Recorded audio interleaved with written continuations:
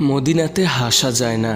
মদিনার মসজিদে বসে কোরআন তেলাওয়াত করলে মনে হবে আপনার তিলাওয়াত যেন রাসূলুল্লাহ শুনছেন। রাসূলুল্লাহ থাকলে হয়তো পাশে এসে নিঃশব্দে বসে পড়তেন। আপনি রাসূলুল্লাহকে দেখে কি করবেন না করবেন বুঝতে না পেরে কিংকর্তব্য বিমূঢ় হয়ে সলজ্জে থেমে যেতেন। রাসূলুল্লাহ মুচকি হেসে আপনার নাম ধরে বলতেন, তুমি পড়ো, আমি শুনবো। আপনি কি তখন পড়তে পারতেন নাকি কেঁদে ফেলতেন? সাল্লাল্লাহু আলাইহি ওয়াসাল্লাম। বাবে বাক্যের সামনে দাঁড়িয়েছিলাম। রাসূলুল্লাহকে দেখে সালাম দিয়ে বের হওয়া মানুষগুলোকে দেখলাম। প্রায় সবাই কাঁদছিলেন, নীরব, ভাবগম্ভীর, চোখগুলো পানিতে টলটল।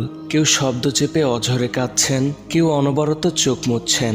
বের হয়ে আবারও রওজা শরীফের গেটের দিকে তাকিয়ে দাঁড়িয়ে থাকেন। ভিড় কমাতে পুলিশেরা সরিয়ে দেন। দু চার কদম সরে গিয়ে আবারও সবুজ গম্বুজের দিকে তাকিয়ে থাকেন। আবার বারবার। এক অপূর্ব সুন্দর অনুভূতি। পৃথিবীতে কান্নার অনুভূতি সবচেয়ে সুন্দর। গভীর রাতে রবের সাথে দোয়ায়, নবীর প্রেমে, নামাজে, গুনাহের কথা ভাবতে ভাবতে কান্না।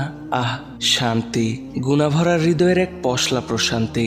ভালো লাগে, খুব ভালো লাগে। একবার শুরু হলে যতই কান্না করা যায় ততই যেন ভালো লাগে। মনে হয় এই কান্না যদি শেষ না হতো। সবুজ গম্বুজ দেখে, রাসূলুল্লাহর রওজা দেখে, আই রিপিট, মদিনার মসজিদে বসে কোরআন তেলাওয়াত করলে মনে হবে আপনার তেলাওয়াত যেন রাসূল শুনছেন। ভাবতে পারেন রাসূলুল্লাহ থাকলে হয়তো আপনার পাশে এসে বসে পড়তেন আপনার তেলাওয়াত শুনতে। আপনি রাসূলকে দেখে লজ্জা ভরে থেমে যেতেন। রাসূলুল্লাহ আপনার নাম ধরে বলতেন, পড়ো, আমি শুনবো। মসজিদে নববীতে সিজদা দিয়ে আপনার যখন মনে হবে এই জায়গাটাতে হয়তো আমার রাসূল সিজদা দিয়েছেন, আপনি তখন অভূতপূর্ব প্রেমে ব্যাকুল হয়ে সিজদা থেকে উঠতে যেন ভুলে যাবেন। কান্না আসবে, দেখবেন চোখের পানি জমিনে টপ করে পড়ে গেছে। মদিনায় বসে যখনই ভাববেন এই জায়গাটাতে হয়তো আমার রাসূল বসেছেন, হেঁটেছেন, সাহাবারা বসেছেন, হেঁটেছেন, আপনার চোখ ভিজবে। হাঁটতে হাঁটতে মনে হবে যে পথে আপনি হাঁটছেন এই পথে হয়তো রাসূল হেঁটেছেন, সাহাবারা হেঁটেছেন। আপনি এদিক ওদিক তাকিয়ে হুট করে প্রেম ভরে পথের রুক্ষবালি মুঠি ভরে নিবেন।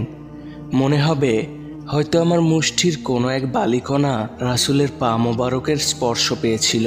অজান্তেই ভারী হয়ে আসবে অনেকদিন শুষ্ক থাকা আপনার দু চোখ। মসজিদে নববীতে বসে হাদিস পড়লে, হাদিসের হালাকায় বসলে মনে হবে হয়তো ঠিক এই জায়গাটাতেই সাহাবীরা এভাবেই বসতেন, রাসূলুল্লাহ ওনাদেরকে হাদিস শোনাতেন।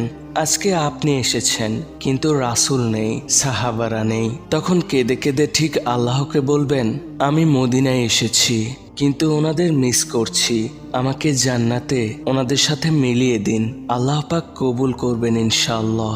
মদিনায় এসে প্রচুর মানুষকে কাঁদতে দেখেছি কিন্তু হাসতে দেখিনি খুব। তাই আমার মনে হয় মদিনাতে হাসা যায় না। যে আল্লাহকে একমাত্র রব এবং মোহাম্মদকে তার রাসূল হিসেবে সাক্ষ্য দেয়, সে যতই গুনাহগার হোক মসজিদে নববীতে আসলে সেও কাঁদবে। না চাইলেও তার চোখগুলো মানবে না। বছর খানেক আগে লিও মেসি একটা টিস্যুতে অশ্রু মুছেছিল। সেই অশ্রু ভেজা টিস্যুর দাম হাঁকা হয়েছিল 8 কোটি টাকা। আমি জানি না নবী প্রেমে ঝরে পড়া এই অশ্রুর দাম রব্বে করিমের কাছে কত বেশি হতে পারে। রাসূলের হাত থেকে কাউসার, রাসূলের শাফায়াত, রাসূলের সাথে জান্নাত, সাল্লাল্লাহু আলাইহি ওয়াসাল্লাম রাদিয়াল্লাহু তাআলা আনহুম।